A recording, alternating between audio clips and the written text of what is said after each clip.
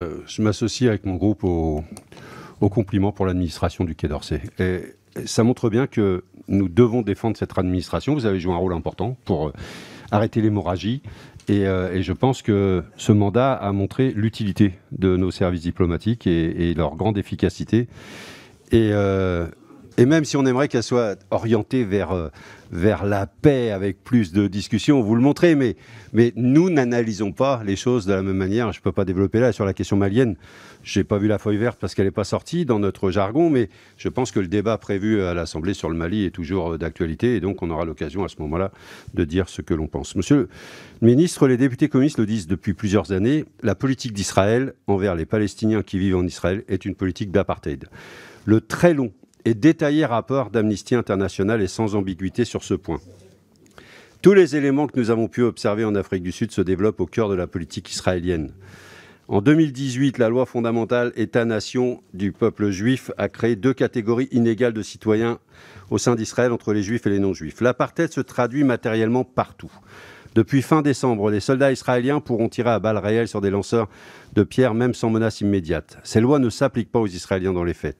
Un système de plaques minéralogiques crée une ségrégation où des routes sont réservées aux plaques israéliennes. Ces routes n'ont pas de checkpoint, elles sont entretenues. Les routes pour les Palestiniens sont hérissées de checkpoints qui bloquent les Palestiniens, les obligeant à attendre parfois plusieurs heures d'être contrôlés pour aller à l'hôpital ou au travail. Israël impose plus de 100 différents types de permis de circulation pour les Palestiniens.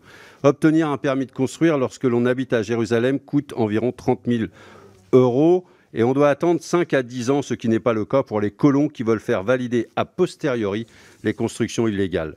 L'armée peut même détruire une maison pour raison punitive. Elle avait abandonné cette pratique en 2005, mais elle a été réactivée en 2020. Et cela sans compter les détentions arbitraires et administratives sans durée limitée, les détentions de mineurs ou encore le récent classement d'organisations non gouvernementales comme terroristes. L'apartheid est un crime internationalement reconnu depuis l'adoption de la Convention internationale sur l'élimination et la répression du crime d'apartheid en 1973. La Cour pénale internationale reconnaît également l'apartheid comme étant un crime contre l'humanité. Le rapport d'Amnesty International propose par exemple de mettre en place des sanctions, notamment financières à l'égard des responsables de cette politique, ou un embargo sur les armes. Les députés communistes soutiennent sans réserve ce rapport et ses recommandations. Monsieur le ministre, la France considère-t-elle encore, au regard de ces éléments, qu'Israël est une démocratie respectable?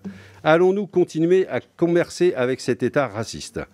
La semaine dernière, l'ambassadeur de France en Israël a dit au Sénat qu'il fallait renforcer les investissements dans les colonies du fait de l'importance de ces marchés. À rebours de ce cynisme, il faut à l'inverse désinvestir massivement afin de toucher la politique israélienne au portefeuille. Pour faire tomber le régime d'apartheid en Afrique du Sud, des voix dans le sport, dans la culture se sont élevées pour boycotter les événements et les marchandises issues de ce régime brutal. Monsieur le ministre, au bout de 5 ans, pensez-vous que vos actions, l'action de votre ministère a été suffisante pour protéger les droits des Palestiniens, pour réagir à chaque fois qu'Israël franchissait le trait des interdictions? Pensez-vous l'avoir fait? Pensez-vous qu'il est encore possible de le faire maintenant, avant la fin de cette mandature? Sur les observations de Jean-Paul Lecoq, moi, il le sait, vous le savez, je suis toujours très vigilant sur cette question israélo-palestinienne. Simplement, vous savez aussi, on a fait 5 ans ensemble, on a traversé aussi la période Trump. Et je dois dire, bah oui, c'est d'accord, mais enfin bon, c'est pas passé inaperçu sur le sujet. Et donc, y compris pendant la période Trump, nous avons pris les initiatives nécessaires dans le cadre du groupe des 4, qu'on appelle le groupe de Munich, c'est-à-dire Allemagne, France, Égypte, Jordanie, pour maintenir des liens avec les autorités palestiniennes et le ministre des Affaires étrangères de l'autorité palestinienne et les Israéliens lorsqu'ils voulaient bien le faire. Et je dois dire qu'avec le Premier ministre par intérim, par alternance, puisque c'est pas par intérim, par alternance, Yair Lapid, nous avons des contacts qui existent et qui, je l'espère, nous permettront